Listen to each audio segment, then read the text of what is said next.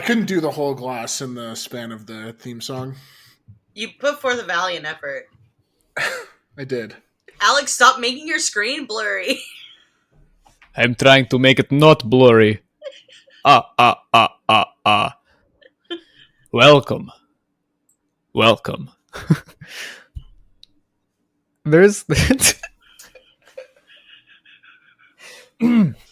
Fasten your drool cups and ready your vomit bags. We're going... Jean-Luc's leaving.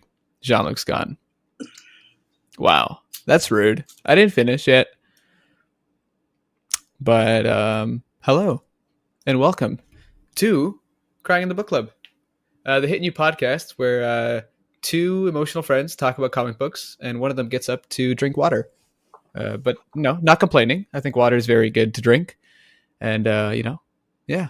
Hello. I'm Alex. I'm hosting this episode. And the person that you haven't heard yet, who is drinking water right now, is Jean-Luc Botville. Hello, Jean-Luc. What's up, brother?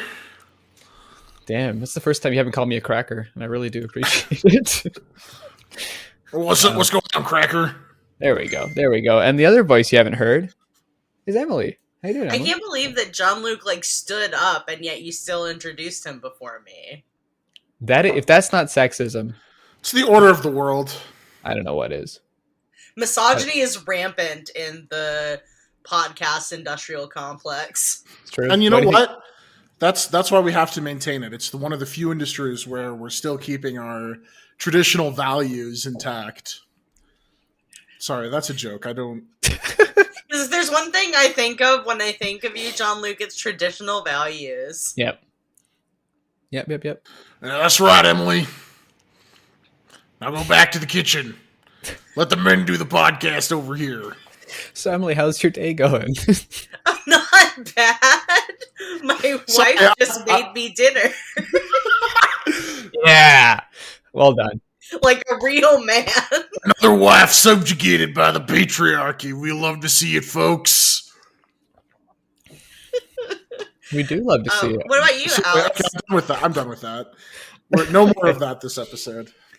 I'm pretty good. I woke up early this morning to do my driving test. Got there. Very excited. And then it's tomorrow. So we'll do that again tomorrow.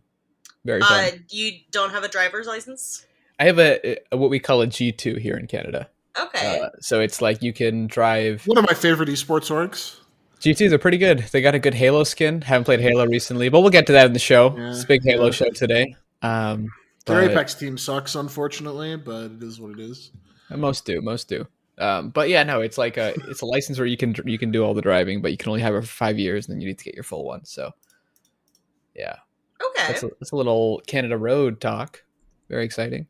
And Jean-Luc, how you doing today? What's up? I'm not drunk enough, but we will solve this problem. Survey says the outcome is looking good. The fact that you didn't say that sentence right bodes well. I will say the amount of whiskey that I consumed during the theme song made me really uncomfortable. Like physically? Like my throat started burning. That's why I had to stand up and go get a glass of water while you guys presumably pound down the fort. Yeah, we did some I don't know. pants. Yeah, I had an opening and I was talking in a Transylvania voice, but then you left and I just got sad. Oh fuck! I'll have to listen to the episode. So but I mean, like, you're not going to hear it because it just got cut. Oh no! Fuck. I liked it. Leave it in. No, but but it's fitting because it's the yeah. We're in October. It's the Happy Pride Halloween Month, everyone. Happy Pride Month. Happy Pride Month. Happy Pride Month. October. Yeah. It's always Pride Month on the Crying in the Book Club. I almost said the comics podcast. You really did. It's always Pride Month on Crying in the Book Club, and the thing we have pride in is comic books. I was gonna bring back a bit from earlier in the cast, but instead I'm just gonna say. Were you gonna be misogynistic again, Jean-Luc?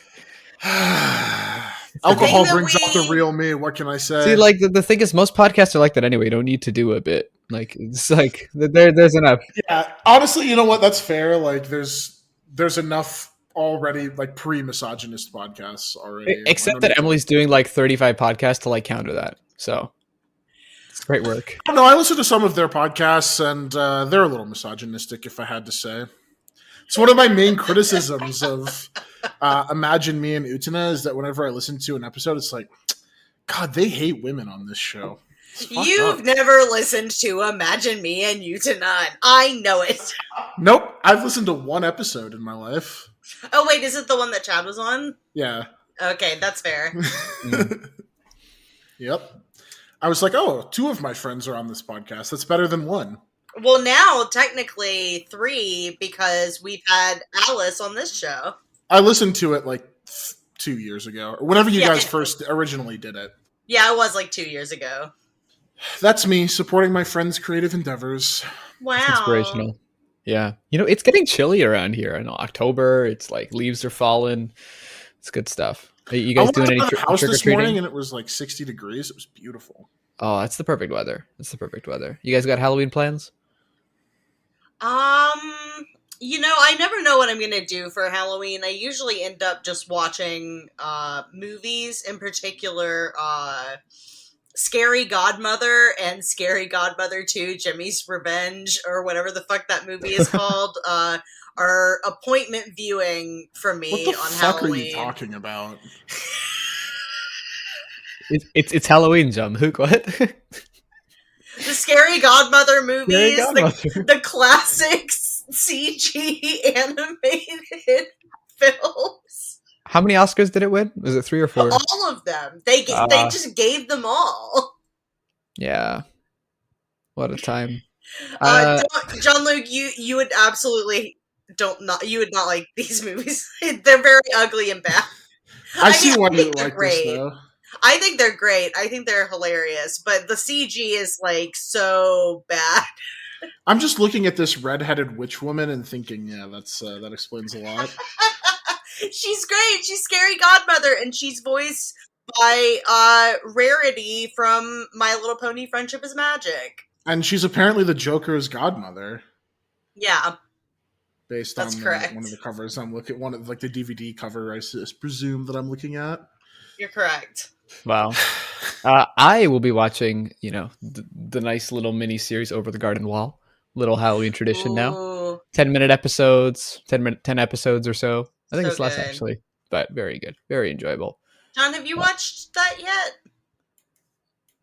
Yes. He has. He's not the biggest fan, which is why we're going to ask him what he's doing, and we don't have to talk about Over the Garden Wall. Yeah, it just wasn't your favorite. Yeah, yeah, it's one of those things that like I feel like everyone I know who liked it, like really liked it, and then Jean-Luc is kind of like, it's okay, but I'm like, it's the greatest thing that ever happened. So that's kind of the John's thing. like, it's pretty mid.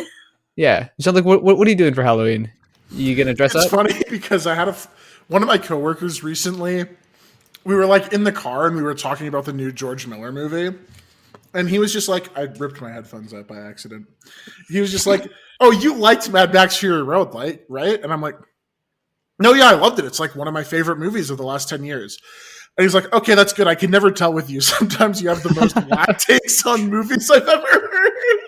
Damn. If you'd like to see Okay, his black and takes, is he check out wrong? Letterboxd. Check out Letterboxd. JL Bot Bill. My takes sometimes deviate from the norm, but I wouldn't say they're whack.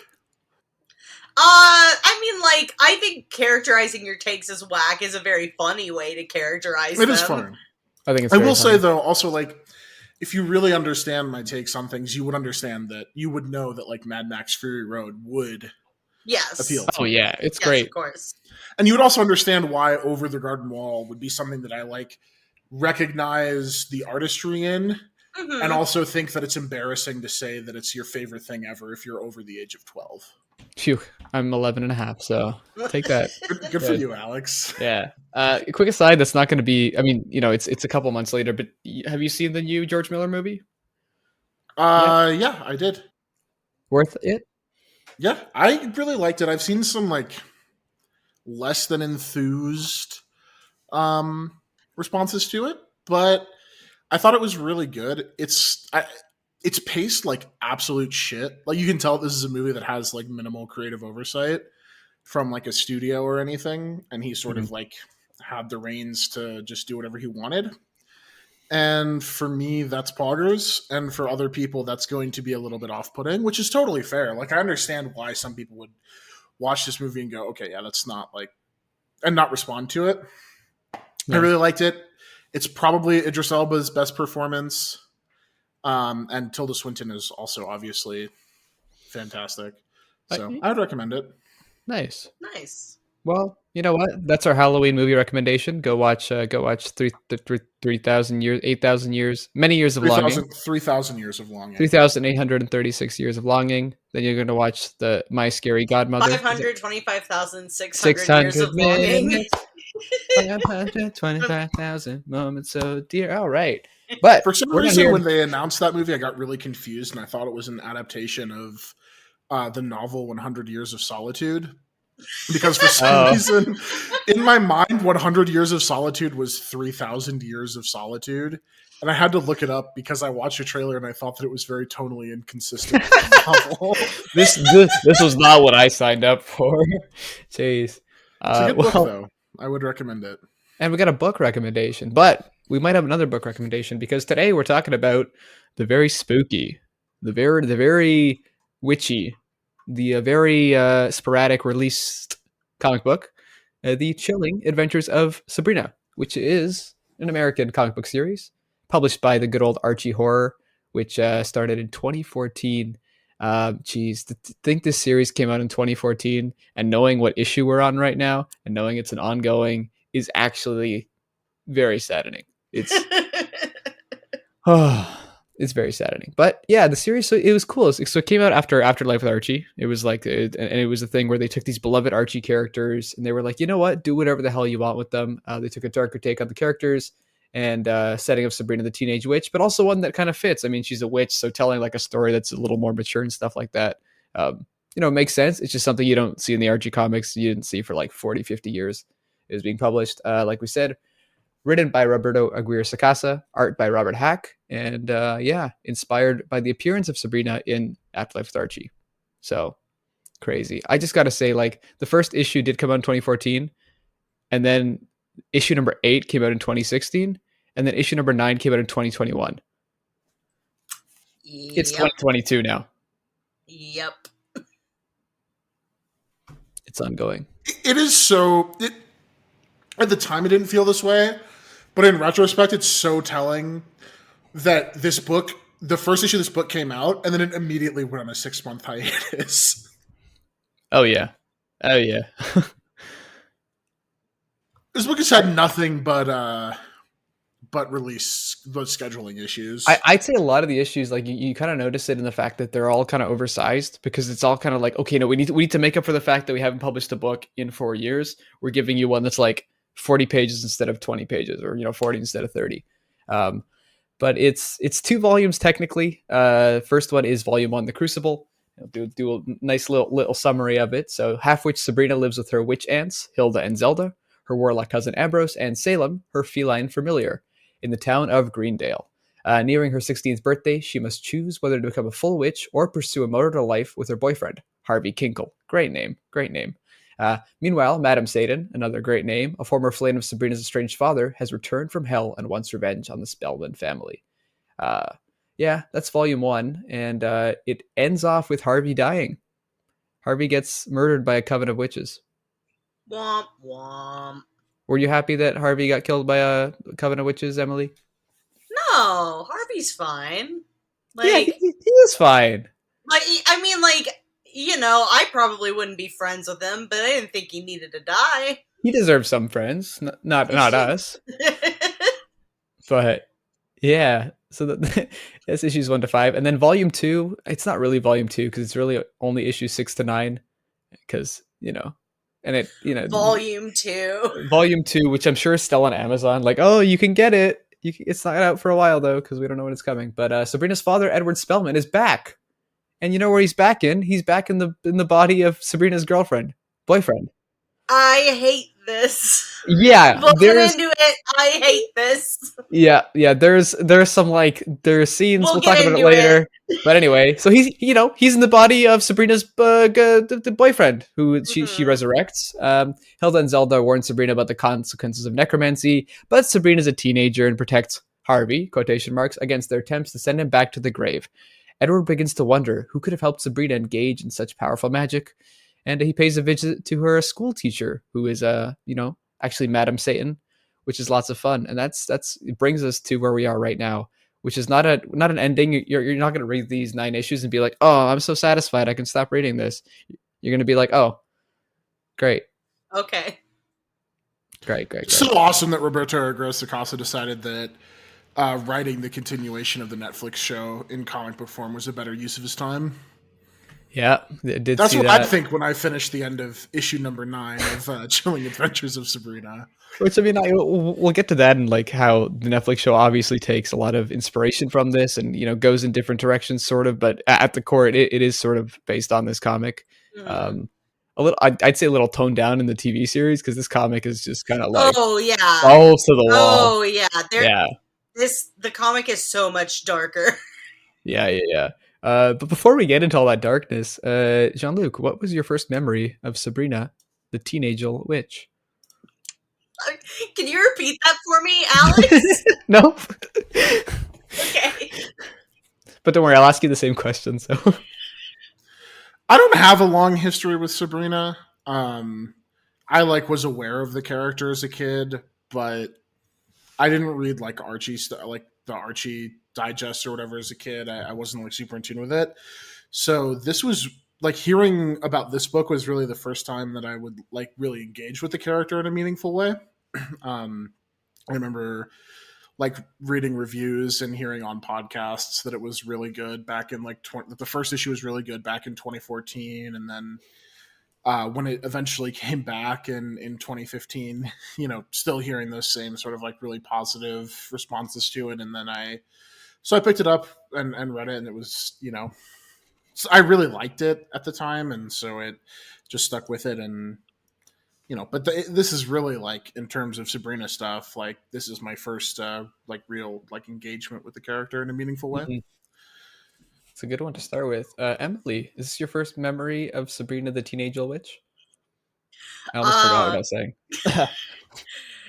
Okay, so I feel like my first exposure to Sabrina as a character was probably the Melissa Joan Hart live action TV show.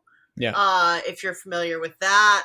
And I have seen, like, not in a long time, but I've seen a considerable amount of it because I would watch like a bunch of reruns whenever it was on TV. My sister and I would watch it usually. And there was also, I have less memories of this, but there was an animated Sabrina the Teenage Witch TV show that I do remember being on like when I was younger, but I didn't see as much of it. And I definitely didn't know that Sabrina the Teenage Witch was a part of like the Archie universe, because I was never really into Archie when I was younger. So I didn't find that out until I was an adult, probably. In high school, I heard about the Afterlife with Archie comics, but I never read them, and I still have not read Afterlife with Archie. Yes, you But have. oh wait, yes I did. That's right. I remember now. We've read so many things. It's been a while. Too many comics. Too many comics. Yeah, but I had not read Afterlife with Archie, and then I read Chilling Adventures before I read Afterlife with Archie, and I read Afterlife with Archie for our previous podcast. Nice. Yeah, I guess technically Afterlife with Archie would have been my first like first Sabrina media I consumed. Yeah, right. Because she's in that first issue where she's the one who brings Jughead's dog back to life. She brings Hot Dog back, so she's pretty in there. And then she becomes like the wife of Cthulhu, and then she becomes like Sorcerer Supreme issue or something. Like 6 or 7. Yeah. Mm-hmm. Another series that's going to have an ending. It's nice to have hope, Alex. It's nice to have hope. It is. So yeah, I am the only one who like grew up on the good old Archie double digest, the Betty and Veronica double digest. Sometimes there was Reggie and me. Didn't last really long because I don't know. There's only so much you can do with Reggie being a dick. But yeah, Sabrina just kind of showed up, like having her like run-off adventures. I've also read some of the the Archie comics that like the modern Archie comics that came out before Riverdale did. I don't remember who fucking wrote those. Oh, Mark Waid and Fiona Staples. And, those. Okay. But Sabrina's not in those, right? She shows up in she shows up in Jughead, and I read she some does of show up in those. Jughead. That's the Derek Charm one, yeah.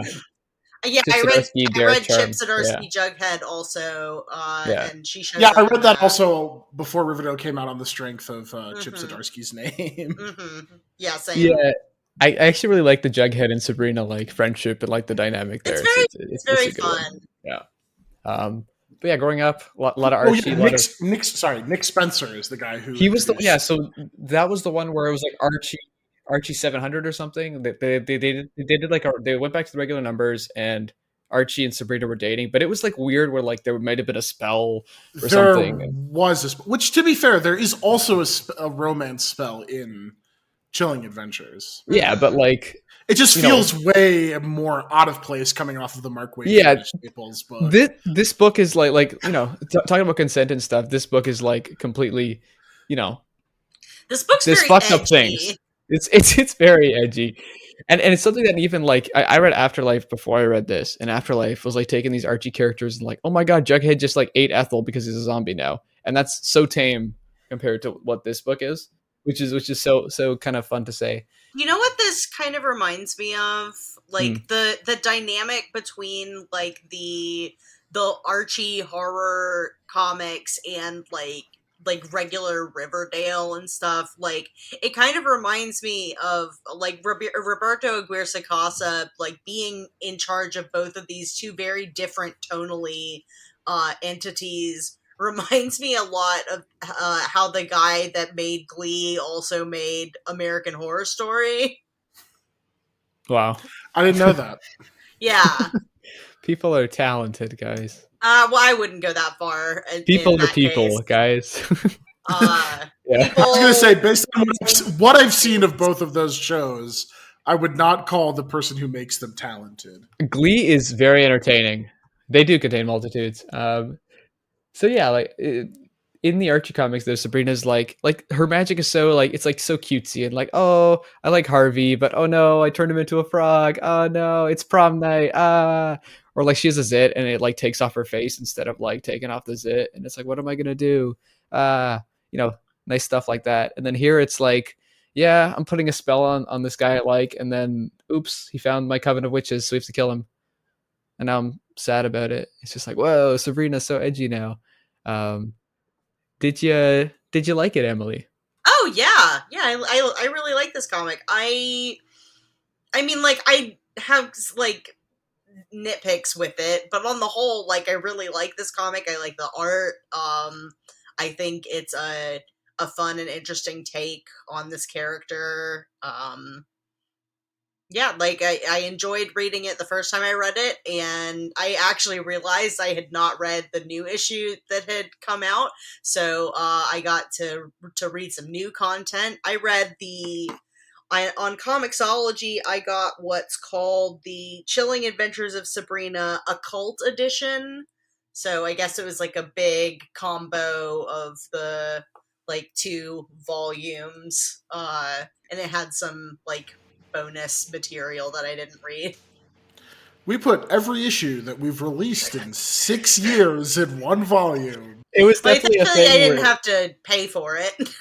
That also helps. But like, it was definitely, they were like, okay, we've solicited, the first volume's out. Now we've solicited the second volume. It's coming out too. And then they're like, 4 years later, they're like, let's just, let's release it. Let's release what we got. We'll fix it after. I love it when I buy a trade and it has 4 issues in it. That's so bogus. That used to be a thing. I think the New 52, like every one of those trades was like 4 issues long. It was Marvel Now that did that. That was really bad about that. Yeah. Every trade was 4 issues, and they all cost $17.99. I remember getting an X-Force one. Oh, God, like the Remender X-Force, right? Yeah, something like that. Yeah, it was Remender. Yeah. Jean-Luc. You didn't like Marvel Now, but did you like the Chilling Adventures of Sabrina? I loved Marvel Now. I think Marvel Now has a lot of really great books. The Gillen McKelvey Young Avengers, Fraction 12 Raha issues. Hawkeye, 14. Yeah. 14. It, 14 is is that 14 Young is Avengers is 14. Ooh. Got his ass, smoked him. No, Wow. I mean it's actually fitting because Sabrina Chilling Adventures is from that same era, right? Yeah. Like 2014 ish. Yeah, no, I like this book a lot. It was my first exposure to it. I had no idea what to expect going in, given that a lot of people like I respected liked it. I was really shocked to hear because I'd always assumed that like the Archie stuff was garbage for 8-year-olds. And women, more that it was for women than it was for 8-year-olds when I was 15 or Are we doing this again? No, but this time it's genuine. When I was 17, I was like, oh, that's for girls. No, that's fair. I'm gonna read real comics like the New 52 Batman.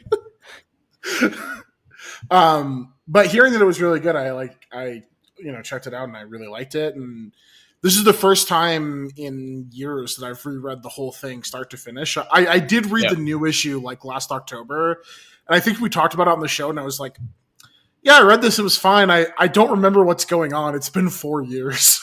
I don't know what's happening. But reading the whole thing again, I was like just really struck by it, like all over again. It felt, sort of new again to me. And so it was really exciting, like getting to go back to it and being like, oh shit, yeah, this still rules. It's not one of those books, from that I read like in the like first few years of me being into comics that I go back to and go like, oh, yikes, this sucks. It was really good. I also, like Emily, I have some like qualms and nitpicks with it now that I don't necessarily know that I would have picked up on back then. But I mean, God, there's so much to love here. I mean, Robert Hack is just a fucking master of like that sort of like Silver Age horror comic style. Like, there's so much of this that like would feel at home in like like Len Wein's Swamp Thing or horror comics of that era. Yeah, and I feel like most of his pages are like, they don't even look like the interiors of those horror comics. They look like the covers. It's like it's something where it's 100%. like where it's so striking, but he does it for like the full thing, which I'm not sure if that is part of the reason why we've only got 9 issues. I know Francisco Francavilla was one of the reasons why Afterlife only has 9 issues right now. Yeah, well, initially they sort of like put it on Francavilla as like that was the problem, but I think the real thing is it's just no. I mean, and since Riverdale and Sabrina, right? Yeah. Which Roberto's getting that Netflix money. Yeah, it's about to run out though, thankfully, which means he's gonna go right back to comics. Hopefully, I don't know. Yeah, I also really liked it. Definitely like. So like seeing the Archie characters in Afterlife was a bit more shocking because it was like I knew these characters and I read them for so long. Sabrina was always sort of like, I mean, she's a witch, right? And sure, she was portrayed in the Archie style and stuff like that, but it kind of fits so well as it went through. And even though some of the things in the book, I was like, oh my god, that's horrible. It was like, I mean, so how do you feel about Betty and Veronica being like the impetus that was a cool that happened? That was cool. That was cool. It was like it's like a little like. It's kind of like a campy little thing in a book that's not campy, I would say there is quite a bit of camp in this book, as much as it is also horror. Like,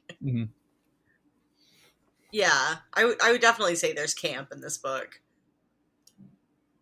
It's the best kind of horror where, like, I don't know, 60 or 70% of the plot is like pure like teen drama, 70s movies camp.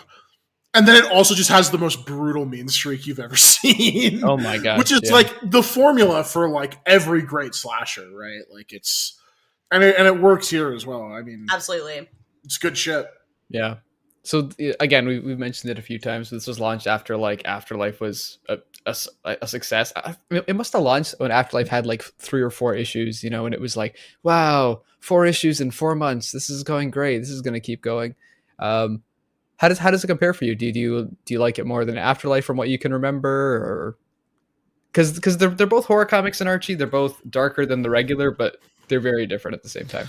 I mean, both Afterlife and Chilling Adventures for me are like are basically make or break on the art. Like RAS is a fine writer and he does a lot of stuff really well, but so much of the appeal of these books is just from a visual perspective and looking at it from the art. And I mean, Robert Hack is great at what he does, but Francesco Francavilla is Francesco Francavilla, man. Like, at the end of the day, it's just, I don't know. I will take Francavilla. I will take Francavilla interiors. I mean, I read every issue of Joker because there were going to be Francavilla backups. Or like every like fifth issue, Francavilla did the interiors, and it was like, okay, well, I guess I'm sticking with this until the end, because if there's another Francavilla issue, I want to read it.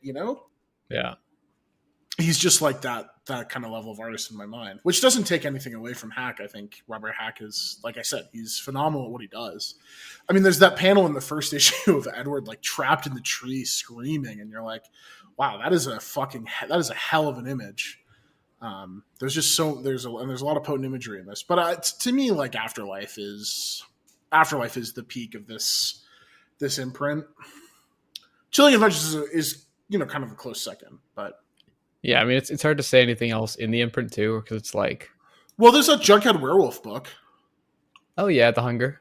Oh yeah, yeah, and well, actually, and Vampironica's fun too, but it's a bit more like regular Archie, but she's just a vampire, so everyone kind of acts the same, which is kind of cool.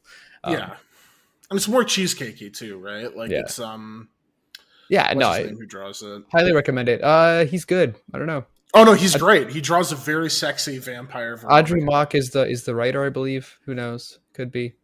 I'll check on that. But Emily, do you remember reading Afterlife now? I do now. Like I just like we've read a bunch of stuff, and that was 2 years ago that we did Afterlife. Yeah. So like it's just I forgot that we did actually read it, but I don't know if it's maybe it's the recency bias of having just reread Sabrina, or like if it's that I read Sabrina first, and I don't know. But I feel like I do kind of like Sabrina more. I don't know if it's just like the witchy plot appeals to me more than like the zombie plot, maybe, I don't know. But I mean, I like both, obviously, and like they're both absolutely gorgeous. So it feels a little bit like, why pit two queens against each other, but very fair. But I guess I do have to kind of say that for me, just like on like a heart level, I think Sabrina comes out on top.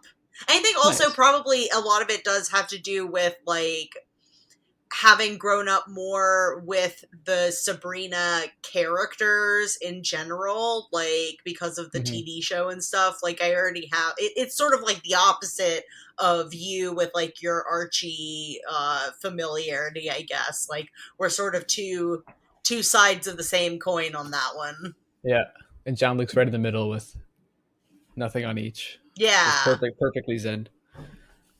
Damn. Were you guys surprised at all how dark it was? Because I mean, Emily, you read this first. Did you know it going in? I mean, I knew it was going to be dark. I guess I didn't anticipate it being as dark as it is, honestly. Like, even though I had seen Riverdale, so like I knew, what my mortal enemy Roberto Aguirre-Sacasa is capable of. I guess he's not actually in the ranking of my mortal enemies. He's probably like third. Jean-Luc, Alex, or Aguirre-Sacasa. No, it goes. I know you're 1 and 2. It's David Lynch, Kanehiko Ikuhara, and then Roberto Aguirre-Sacasa. Where's Claudio Sanchez on this list? Oh, interesting. Claudio might be number 4. Yeah, I would. I'd believe that. Claudio has maybe arguably done worse things, but in ways that have affected me on a personal level less. Okay, that's fair. That's all that matters. That's why he is lower in the ranking. Yeah. I gotta say, in terms of like looking at this book from a perspective of how dark it is, like it did surprise me initially a little bit, but I'd already been reading Afterlife, so I kind of knew that like from an editorial perspective, Archie was willing to like take risks and do different and like weird shit with their characters that you would like not expect from a publisher like Archie. Although to be fair, I also think this came out after that issue of Life with Archie where he literally died. Yeah, well, and Life with Archie I think it was written by Sakasa. It was. Well, there's if I'm also remembering correctly. This isn't as dark, but there's Archie versus Predator. That's true. Yeah. Archie versus Sharknado is good too. Wait, what? Oh yeah. It's a one shot. I think Predator's a miniseries and then has a sequel. But Jesus. Archie versus Sharknado, it's just like it's drawn in the Archie comic style, and it's just people getting killed by it. Like Mr. Lodge is like, "Hello," and then he just dies, and it's like, what? It's much good. like the protagonists of the Predator movies. I will say there's a certain like nonchalance, I guess, to the way that Chilling Adventures deploys its darkness and its sort of edginess. Like the horror is very much just a part of everyday life. I mean, when they kill Harvey, it like has a big, it takes a toll on Sabrina, obviously. But there's so much shit that happens in this book. Like I think particularly of issue 2, which is like the Madame Satan like sort of origin story, where she's just like, yeah, and then I just rolled into like a band camp and took a girl's face off, and now I wear it. And then you get like every issue has like 3 moments where she's just like chilling in the bathtub, like she takes the face off and like her actual face shows up. Like there's a degree of like buy-in of the characters in this book with the sort of like horror aspect elements of it. That I think is a little bit different. And so it's in some ways I would say it's even more jarring than like seeing characters get eaten by zombies in Afterlife, where it's like, oh yeah, okay, this is just normal for you guys. Yeah, I would say that that's probably like I would attribute that to like the main cast of each series. Like when you start Afterlife, like you're starting off with like normal human people, and then they are slowly encountering spooky stuff. But like when we start with Sabrina, we're starting from like their familial perspective, so like that is all normal to them.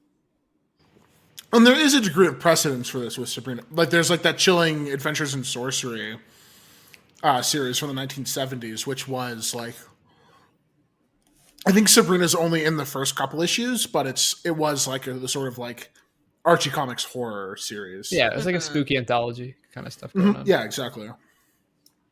Yeah, I kind of like. I mean, like you mentioned in issue 2 when they had a Madame Satan's origin story.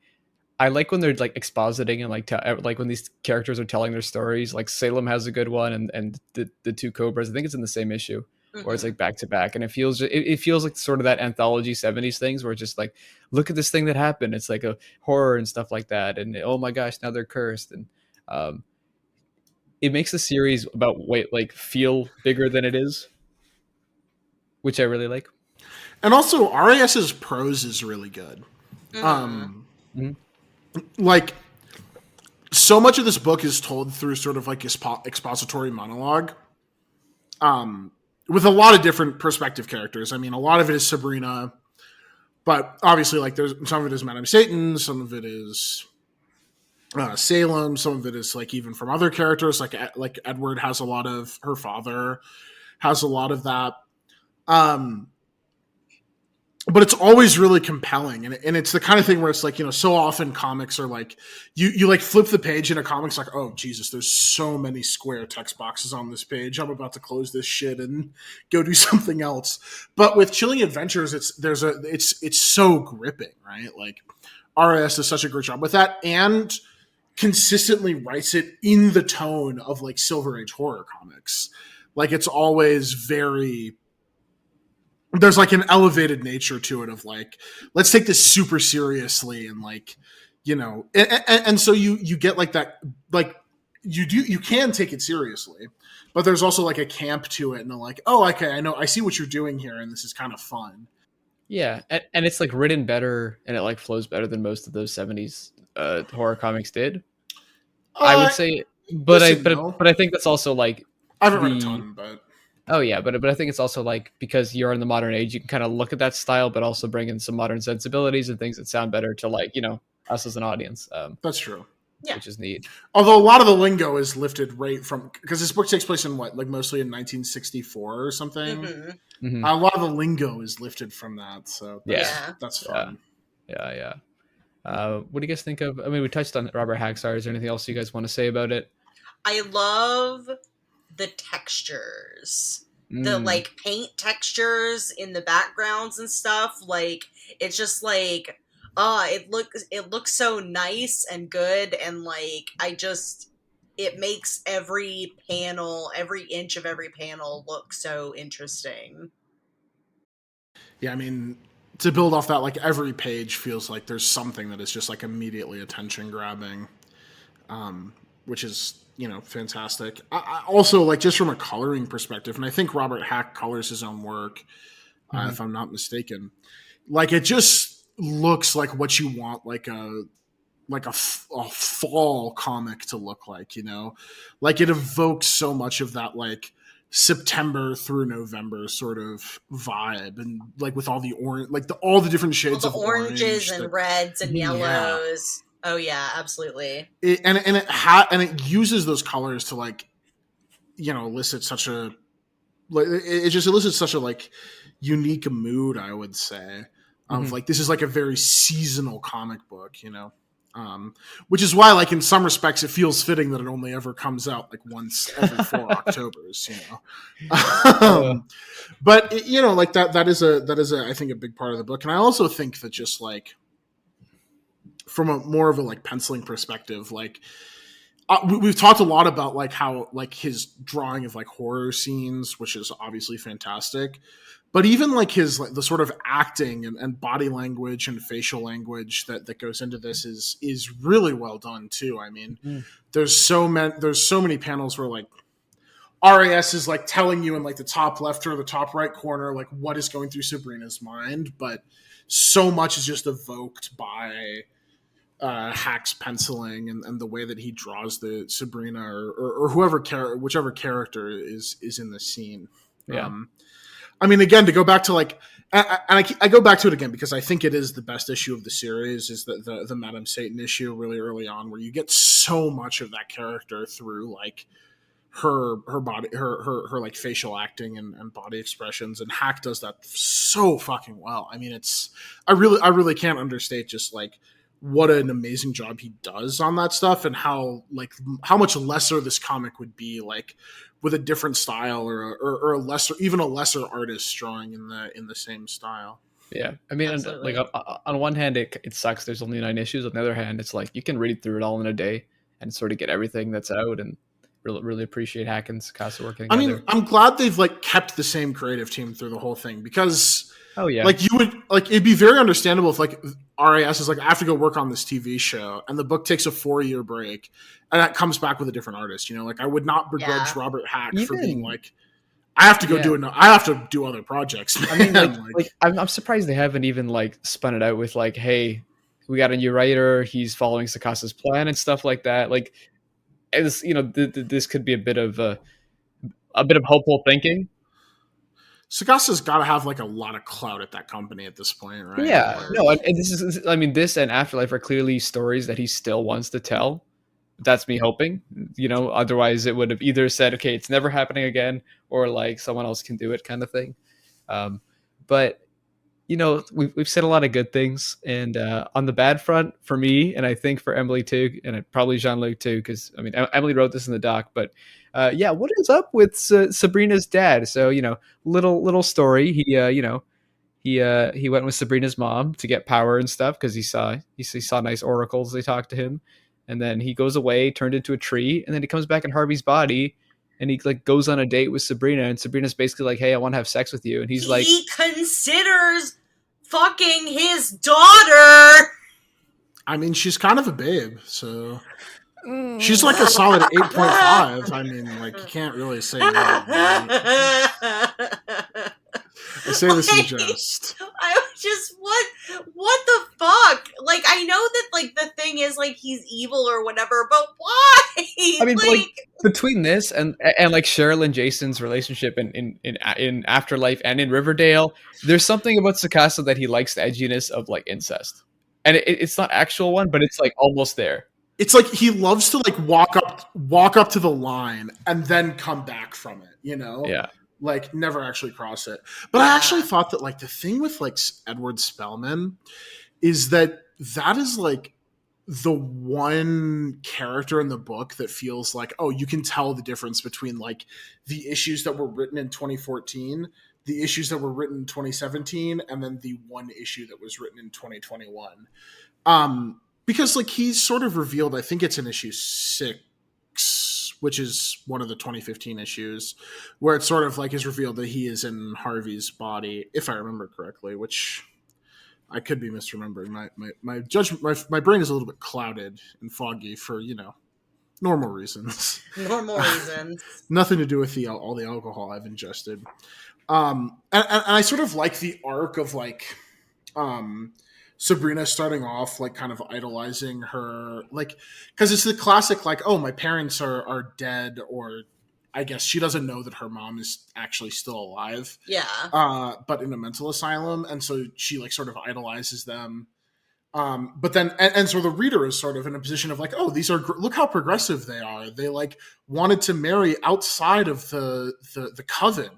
Wow, good for them. And then you sort of realize like, as the story unravels, just like how like everything that Edward has ever done is like in pursuit of power and is in some kind of like evil act.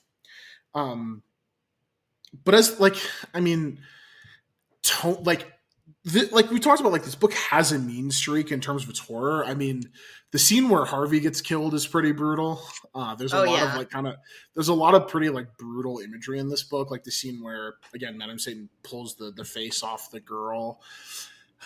But like the scene in the latest issue where like Edward Spellman rapes the demon that he's been working with, that's what I was just about to say. Is like a total like. And I mean, it's not. I'm not somebody personally who's like squeamish about like sexual violence in fiction necessarily. It's just that in the way it feels deployed, the way that it's deployed here is so different from the like horror and meanness of this book leading up to it. And the book does so much in terms of it, like indicating to you that like Edward is like an evil character and an evil person and does not have like good intentions in terms of his return and re-engagement with Sabrina. And in fact, always has sort of had like negative intentions for her life and how he thinks about her. It feels so superfluous. It feels like such like a... Well, right. And the fact that it's just like a, like, it just like takes place over the course of like basically a page turn where it's like the end of the panel is like, I'm going to take my revenge on you, because she sort of betrays him and reveals that he's been scheming in the background to Hilda and Zelda, and then Hilda and Zelda are the ones who like sort of trap him in the tree. And he's like, I'm gonna take my revenge on you. You're like, oh, he's gonna like kill her or something, or like do something bad to her. And then it's like, I'm taking my revenge in the form of like carnal relations or whatever. Yeah. And then the next page is just like like the page turn there. I mean, from a craft perspective, I can't help but respect it from like how like the page turn, like the effect of the page turn in terms of like seeing the demon sort of just like spent and exhausted lying on the floor. But from like the perspective of actually reading the comics, like this feels like a really like uncharacteristic and out of place, like tonally escalation of what this book is willing to do. I've kind of felt that way about the whole Edward arc. Like, it seems like all the rest of the writing is kind of fine, but like everything about his character execution specifically, like this book has always been edgy, but like something about it just feels like a little weird. Yeah, I mean, like it's even in issue 1, like, you know, all the stuff he does in the mental asylum and that stuff, it's like, oh, okay. It's like all that stuff like makes sense. Yeah. It feels like he has just become like, I know it's just because we are now getting his POV, but like it Yeah. seems like he is so much more evil, and it's like I don't Him know. taking over Harvey's body, like any scene he's in, is just like very uncomfortable, which is the Yes. point. But like, even he was with that girl, and they like at the school, and it's just like he has sex there, and it's kind of like, Yeah. okay, Well, Demon that Man. I actually kind of like, because that is part of like Madame Satan's like revenge plan, right? Uh-huh. Is that she reanimated Harvey's body, but with Edward in it. Because like the plan is like, it's a classic, like it is really a classic revenge tale of, you know, I'm not going to just kill you, which she does earlier in the book when she like burns the tree down that he's trapped in. But it's like a classic, it's like Old Boy, right? Like this is the setup of Old Boy, is that like, I'm not going to take revenge on you by killing you. I'm going to take revenge on you by making you fuck your daughter. Wow, spoilers. Well, that is what Old Boy, come on, everyone's seen, I hope you've seen Old Boy. I've not seen Old Boy. I mean, I haven't, but like I knew that was the twist in Old Boy. Right. But it's like the thing of like, and it's not like specifically I'm going to make you fuck your daughter, but it's like I'm going to like break you in a way that is, you know, different than than the kind of like satisfaction I get from just killing you. And so like I like the whole like, oh, he's in Harvey's body and he's like fucking other girls. Like obviously like it's like fucked up from like a lot of perspectives. Like, I mean, we're talking about like an adult warlock in a teen body fucking other teenagers and contemplating having sex with his own daughter.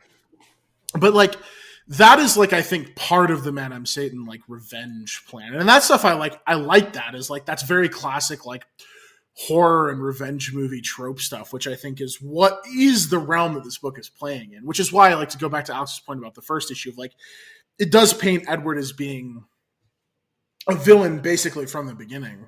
Yeah.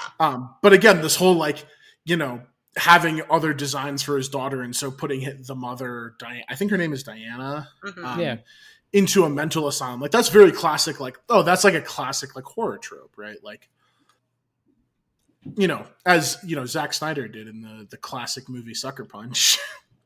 So do you guys? Why would you do that to me? So since we're talking about Sabrina's dad, do you guys prefer Harvey in Volume 1 or Harvey in Volume 2? Volume 1. I mean, the real loss is that, like, I don't know, like, I feel like the real loss after those initial 6 issues, which I think it is worth noting, those 6 issues came out, well, there's a hiatus after issue 1, but 2 through 6 come out in sequence, 7 and 8 come out three years later, I think, 2 or 3 years later. And I think there is something that is like, and I don't know if like this is RAS working out his shit after like writing Riverdale for a season already, but of like no more fun teen drama. Get that shit out of my book. It's all fucked up. It's all like horrid, vile shit. I want the reader to be super uncomfortable the whole time, because that's what the last 3 issues feel like to me. And I mean, if that's the metric that we're evaluating it on, I mean, yes, I am uncomfortable reading the last 3 issues. And I think like from a writing perspective, these are successful to varying degrees. I think initially the sort of Edward Harvey twist is like pretty compelling. But you definitely notice that difference, I think, in terms of like the philosophy of the book after its initial run of 6 issues. It's funny though, because like in Sabrina's mind, she's still living that, you know, teen boppy lifestyle, and like she's like, oh, Harvey's back, and like I can do no wrong, and like things great. We're gonna drink milkshakes and stuff like that. Well, except she goes down to Chicago and she's like, I'm just gonna murk this inmate. Well, yeah, but he deserves it. or does he? What? Oh my gosh! In the mind of a 16-year-old, I'm sure he deserves it. But I mean, I guess we should set this up, right? Do you want to explain? Well, I mean, yeah. So, you know, so basically because she brought Harvey in quotation marks back, the deal is she has to kill someone. So, you know, she's thinking like, I got to find someone vile. So she looks up and the person she finds is someone who killed like 8 nurses or something like that, but didn't get the death penalty. Was supposed to get the death penalty, got a stay of execution. So she goes and visits him and is like, I'm going to kill you. And then he's like, what if I was a demon? And then a demon comes out, and it's like, oh no, the person didn't decide it. It was the demon who did it, and the demon kills the guy anyway. So it's a little twist. And now that I'm thinking about it, that I read that comic at the same time it came out too, and I was like, what's going on? What's happening with this series? Because it's been so long.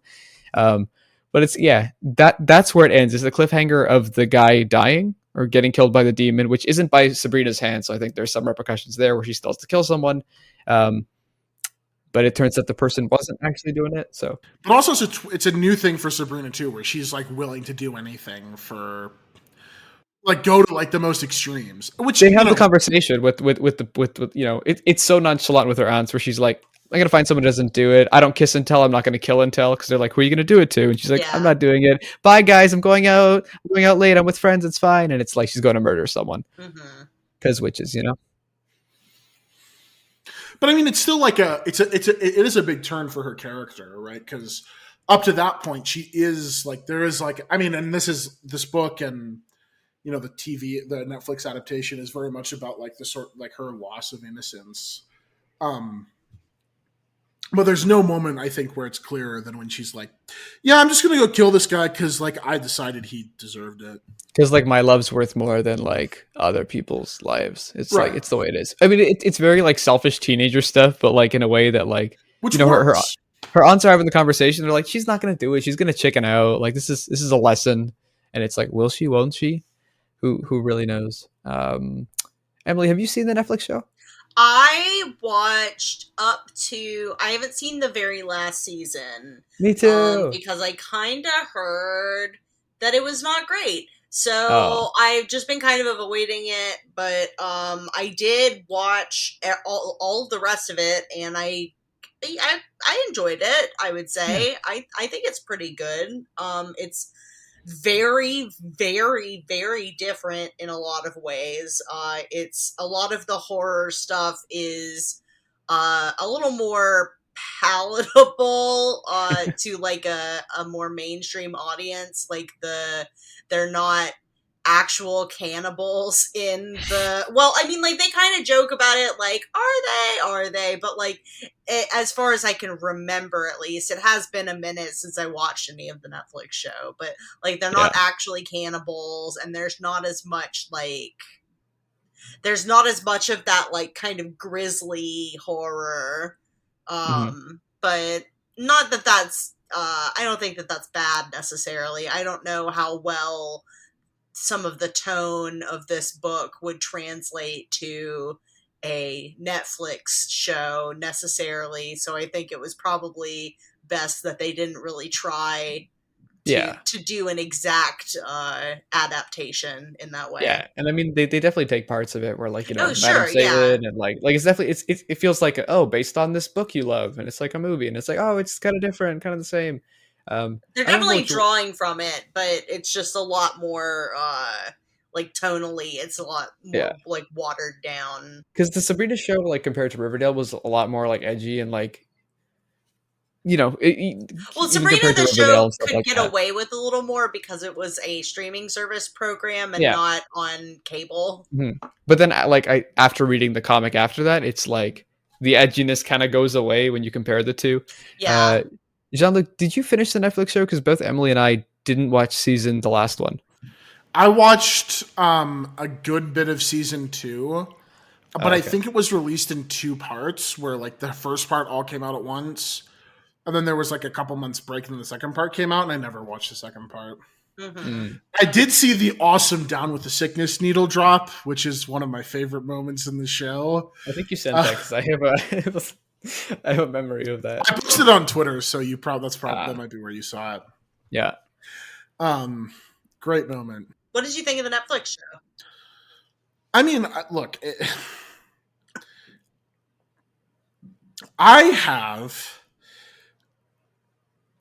this is one of the things that I think probably surprises a lot of people the most, is when I'm like, yeah, I think the MCU sucks, and I think that, like, you shouldn't watch baby cartoons when you're, over the age of 8. And then I'm like, actually, I love Riverdale and Sabrina. These are awesome to me. This is my shit. Look, you have to catch up to Riverdale. You have to get through this season. I really need to catch up. The stuff that goes on is just I saw one spoiler. As a comic book fan, there were actual moments where like nothing has adapted something like this as well as Riverdale has, and then it's trashy as hell. But it's just I gotta get back on the train, dude. We need to watch Riverdale together, John Luke. We need to do, you and me, and if Alex wants to join, he can. But we need to do Riverdale. That's how we'll get caught up. If we force each other to do it. We got to do it because, well, I don't really need to be forced. I like. I know. It's just we both keep not doing it. Yeah, the reason I'm caught up is because like there were friends who watched Riverdale, and we're like, okay, every second Tuesday night we'll watch 2 episodes. I have to physically go to your house to do it. Like, but I love the Sabrina Netflix show. I mean, I wish that it had more of the horror elements of this of the comic. 100%. Like, I really dislike how much it was sanded down for like a sort of lowest common denominator Netflix audience. But this is a problem that I have with like every Netflix adaptation, and even it's like I get it, but like that doesn't mean that I like it. Doesn't take away what they took from us. Like it'd be so cool. I want to see like the shit that Robert Hack draws in this book, given the justice it deserves. I also want him to get the paycheck he deserves because, like, I bet he was not paid for 9 issues of a comic. Like, shit, he didn't even get like consistent work, which is kind of sad. You got to feel bad for that. I mean, maybe Archie keeps him on the payroll, and like because RAS, yeah, I mean, he does stuff for he's a high roller now. Like maybe he's like getting kickbacks. You were just saying about the art style. I know that the Sabrina intro has some of the hack art and stuff like that. In terms of visual styles of the show, and I guess we could talk about Afterlife as well, but I mean, probably just Sabrina. Do you think it loses something also just like not being that, or how the or how do you think the show does to like, it can't do the art, but this is my problem with like trying to adapt comics into live action movies or shows is like Deadly Class. Hey, Rick Remender thinks that shit was great. God, I have to talk about the last 3 issues of Deadly Class at some point. We'll have a show. We'll do the whole series. Why not? I'm keeping so many emotions about Deadly Class bottled in. We'll do Deadly Class. Yeah, we'll do it. But I mean, we'll do it. But I mean, there's so many like examples of this where like, and I think that Sabrina is written quite well. I think that like a lot of the elements of the comic come over pretty well. I mean, it's obviously like updated for like a modern era. It doesn't take place in the 60s. But you lose so much from the comics because of what you can and can't do from a visual standpoint. I mean, so much of this book, like I said up front, so much of this book for me is the visual style. Like if you drew this in this like DC house style, I would not give a shit about this book. Like I would read this and be like, whatever. It's a Sabrina. Sure. People who are into it are going to be into it. I, for one, don't give a shit. But as soon as you give it like a real, like credible, like horror style and give it those trappings and are willing to do the sort of like gruesome shit that like horror comics used to do. And horror comics, like to be clear, like horror comics still exist, but they follow the trends of the day where like now a lot of the horror comics that we get are like serial killer books, which is fine. I mean, if you haven't read Colder, like I highly recommend it, but there's so few books that are like this sort of like mystical horror and occult horror that used to be like what horror comics were. And as soon as you give it those trappings and give it that credibility that Robert Hack gives this book, like it's a totally different ballgame. And you just can't adapt that to live action. Like, I mean, you can, but you need something way more than a Netflix original. Well, they leaned more heavily to the relationship stuff, which is like, which is good. I mean, like, yeah, it's just like I live for that. I mean, that's the shit that I love, right? Like that's sort of like the coming of age narratives and like leaning to that. And I think it's a smart adaptation in the sense that they don't even really try to go for some of the stuff season 2 a little bit more does, but season 1 doesn't even try to go for some of the stuff that the book does. Whereas like, you think of other stuff, like I tried to watch the first episode of Sandman and I can't fucking do it. Like, because like, it's just adapting the pages one for one, but without the art. It's just like a boring, like, oh, these are some guys with a green screen behind them fuck off. I don't want to see that shit. I'm going to go read the comics that look beautiful and not whatever this is. And I think that like not going for the like 1-to-1 page to shot adaptation is smart. But as with everything, like I wish there was more edge and more horror shit in like everything I watch. So yeah. Emily, which Sabrina character do you think cries the most? Real quick, about the TV show. In my dream world, this comic would have gotten a lushly animated adaptation that like actually tried to not like 1-to-1 like replicate the style, but use like that as like an influence on like the art style. It would be far too expensive for what Netflix would be willing to invest in any sort of animation, but that's why it's my dream adaptation and not something that exists in real life. Yeah, I'm picturing something along so the cool. lines of Avenged Sevenfold's A Little Piece of Heaven music video. I deserve that one. But or even like I feel like you could kind of make just like an animated movie out of this. Oh yeah. Like I feel like you could pare the story down to something that would just, I mean, like, not that there's that much story to begin with, but instead of this is the rare case where normally I think that trying to adapt comics into anything but a TV show is sort of a waste, but like you could probably make this into like a single arc for a movie and it work out fairly well. So I was being flippant earlier, but I do agree that if you're going to do something like this, animation is a style to do it in. I mean, God, just like look at Invincible, right? Mm-hmm. Not an amazing show, adapted from amazing issues of a comic that got bad later, but it does actually like do an okay job of replicating the visual style of that comic. I mean, yeah, I feel like we talked about Deadly Class, but like if that was an animated show instead of live action, like, dude, I know Rick Remender loves that book, and I admire Rick Remender a lot as a writer. But like 80% of the reason Deadly Class is good is because of Wes Craig, and not like trying to turn that into. It was a mistake anyway. They got their season. Like Ryan Otley's art style in Invincible is much more like 1-to-1 adaptable to an animated show. Like yeah. I feel like I'm shit talking Ryan Otley by saying that because Ryan Otley is a hell of an artist, but. As for which Sabrina character cries the most? Oh right, yeah. I'm probably gonna say. I mean, I guess it's gotta be Sabrina, huh? She's a teenager. Sabrina's a classic sad girl. Yeah, she's a teenage girl. She cries several times in this comic. Yep. Yeah. I think Harvey cries a lot when he's about to get murked. Yeah, but then fair. he does the opposite of crying when he's like taken over. So like kind of evens out. He like sucks in tears. But it's not really him, right? Yeah, it's true. No. I bet Harvey is like in there like superior Spider-Man Peter Parker style, just like bitching. Oh, I forgot about that. That would be interesting. I like that. I genuinely like that idea. That's great. I like superior Spider-Man. That's great. Sorry, it's good.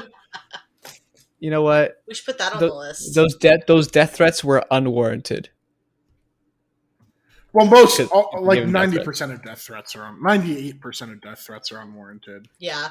Yeah. People got really pissed at Dan Slott for doing that, but I have to say, like, I wish that RAS did like something like that for this book, where you got to see Harvey like reacting to Edward like eating his parents. The thing is, like, Harvey is like. Oh, that would be so Harvey's sad. Harvey's just like a dumb teenager though. Like his character in you don't even get enough of a character from the first thing for him to be like what would he do? He'd be like, he's just a horny teen. He is, and that's why we love him. Amen.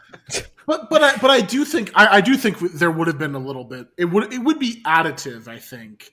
Yeah. So for him to watch his parents get eaten and see his response to that. Yo, his mom killed his dad for no reason. Like no reason. Just because he was like, don't answer the door. It was, Our like, son is really actually dead. insane. And then she just like beats him to death, and then the guy walks in, and it's like, whoa, Yeah. the 60s. I kind right? of wish Edward kept her alive a little bit longer and like ate parts of her while she was still alive. It was weird that he killed her after all that. Like he kept her alive for long enough and then killed her, and it was like, okay, well, sure. Well, he killed her when he ate her, but like, Yeah. I don't know, like even somebody like her who like she has a fairly slender figure, like there's enough meat on those bones to last you a few days, man. Like you need a familiar to talk to. I think Madam Satan cries a lot because she is very sad. I think Zelda and Hilda also probably cry a lot after they're betrayed by their niece and also their brother. A long Do time cats ago. cry? No, not God. Salem probably does have like a lot of sad boy moments. Yeah. His whole life's a sad boy moment. A lot of years too to do it. Well, he was kind of a fuckboy, and then he became a sad, which is the classic fuckboy to sad boy pipeline. A lot of music that way. Last question. Dude, I'm just imagining Salem as a SoundCloud rapper, like just zanned out, releasing like the worst rap tracks you've ever seen. Awful. Man, Robert Agrisacasa, get on it. Release it. he'd do it too. He would. I'm surprised none of the Riverdale characters have had like a hip hop career. I Oh, mean, we could only like, be so lucky. there's so many. Like, you go to Spotify, there's like 12 albums of Riverdale music that you can Yeah, listen but to. there's one entire album of their adaptation of Heathers, which, to be fair, Yeah. does kind of whip. Jailhouse Rock.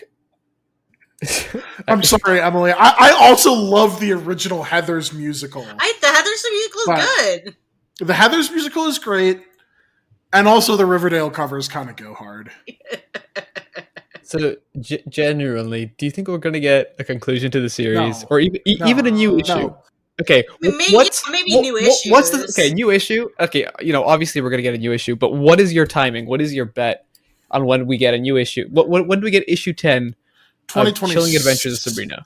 2027. I'm going to say 2025. October 2024. They're going to hit us with a Sabrina Afterlife doubleheader, and then we will never hear from them again. Riverdale is going to drop off the face of the earth. Riverdale's gone. And that's how we like it. Yeah, Riverdale's gone. Sabrina's over. The Josie spinoff bombed. They haven't even started that. They did. Did Well, they announce it? the Josie spinoff was in the Katie Keene show. And Katie Keene bombed. Oh, so wait, when they went on tour, that was in Katie Keene land, or was that after? Yes, that was Katie Keene. Oh, I was hoping because I actually like all the characters that left. Like it was like Sweet Pea and Josie. Wow. You know what? Did you hear that sound? That's not Josie and the Pussycats. No, sir. No, madam. No. That is the Doomsday Clock saying it's time for our first ever Cry Space. It's a new segment we're trying out. We're called Crying in the Book Club, and we're going to take a time at the end of every show to highlight one thing that made us cry this week. Jean-Luc's eating chips, so I'm going to ask Emily. Emily, what is your Cry Space this week? My cry space this week is that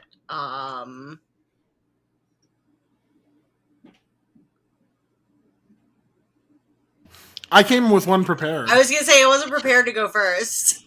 I was. So now that I'm finished eating my cracker and cheese, You can't call me that. I can say that. Mm. That's one of the few slurs I'm allowed to say. Let me have this. Okay. Fair As soon as I get a diagnosis, I'll be able to say another one. Jean-Luc, what's your Cry Space this week? So, As many people know, there's a new show in the A Song of Ice and Fire universe, the Game of Thrones universe. Unfortunately. So, I was really hoping that I would hate this show No. so that I could watch a few episodes and then be like, I'm done with it. Unfortunately, it's good. Oh. And Oh, that no. brings me to my cry space, which is that from now, for the next at least 8, at the time of recording, there's 2 episodes out. I think it's a 10-episode season.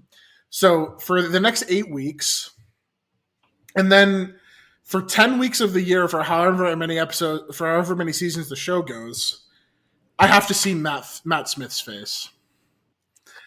And this makes me very sad because I was like, I hope the show sucks because I don't want to see Matt Smith. I want to forget he exists, compartmentalize him away in my brain, don't think about him. And if the show sucked, I'd be like, okay, I'll watch 3 episodes, whatever. It sucks, not my problem. But now it's good, and I have to see Matt Smith. And seeing Matt Smith's face makes me upset. And it brings me to the verge of tears every time and having to see him for 30 out of 50 odd minutes every week. So that's my cry space. Have you never seen Game of Thrones? I do know there's a lot of death in that show. I So know. you might be freed of Matt Smith Well, earlier. I have read the source material that the show is based on. There might be some sweet release in my future. Nice. That's the kind of cry space I like, where it's sad but hopeful. No pressure, Emily. No, okay, so I do have a cry space, and that is that I recently, as of recording, played the Splatoon 3 demo, the Splatfest demo, and I chose Team Scissors, and we lost. We were winning, and then in tricolor battle, because we were winning, we got put in the least advantageous position in every map and were absolutely demolished by teams Rock and Paper, respectively. And yes, I did choose Scissors because I'm a lesbian. Yep. I choose Scissors because I always go Scissors. Rock, paper, scissors every time. Well, Alex, your room is lit up in red, the color of Team Scissors. And that's beautiful. It is beautiful. I'm very excited. By the time this episode comes out, Splatoon 3 will already have been out for a little while, but as of recording, I am looking forward to getting to play it soon. So we've been playing a little bit of Fall Guys. I'd say once a week, once every 2 weeks. But Yeah! once Splatoon's out, that's a 3-4 player game that we all like. Is that true? Does that mean that John Luke will finally play video games with me? To be fair, I have wanted to play Fall Guys with you for the last 2 weeks, but this fucking Airbnb won't fix the goddamn Wi-Fi. Rip. Rude. But it's got a really nice bless this house with love and laughter. It's it's a beer cap that says that. It's huge. It's fantastic. My cry space this week is John Luke's Wi-Fi experience, but more so, it is the fact that he has to stare at the beer can top that says "Bless this house with love and laughter." Wow, it's sad. It's pretty fucked up that they make me do that. It's true, but the hopeful part is that John Luke won't be in this Airbnb for much longer. Maybe, is that correct? I mean, ideally, I'll be in a new one next week, so we'll see. There we go. Although, check back next week. Actually, I'll save this for after we finish recording because I don't want this on a recording. Ooh, Patreon content. All right. You know what to do. Spam that thing. And yeah, that is this episode of Crying the Book Club, I think. This is episode 8. No. 10. 9? 9? 10. 9. 10. 10. 9. It is 10. 10. Well, you know what? I tried to negotiate. One of us is ready. One of us comes prepared. Okay, I wrote 9 at the top of the show and no one corrected it, though. You guys all had access to this document. So now you're saying 10? Now when everybody's listening, you're saying 10, but not when it was like, oh, let me do it secretly. Now let's make Alex look like he's an idiot. Anyway, you can find us on many places, many things. You can find our show at Crying Book Club on Twitter. You can rate and review us 5 stars on any podcast platform we're on. You're probably listening to us on. It's really cool. Also, you can send us an email at John. Where can they email us at? cryingbookclub@gmail.com. Let me double check. Wow. I'm pretty sure that's it. That's good. Yeah, I mean, like, Yep, shoot it us an is. email, whether it's about, Got one headshot. Yeah. That's cryingbookclub@gmail.com. Yeah, send us whatever you want, like, questions about books, Well, don't suggestions about not books you want to whatever. do. Not Yeah, whatever.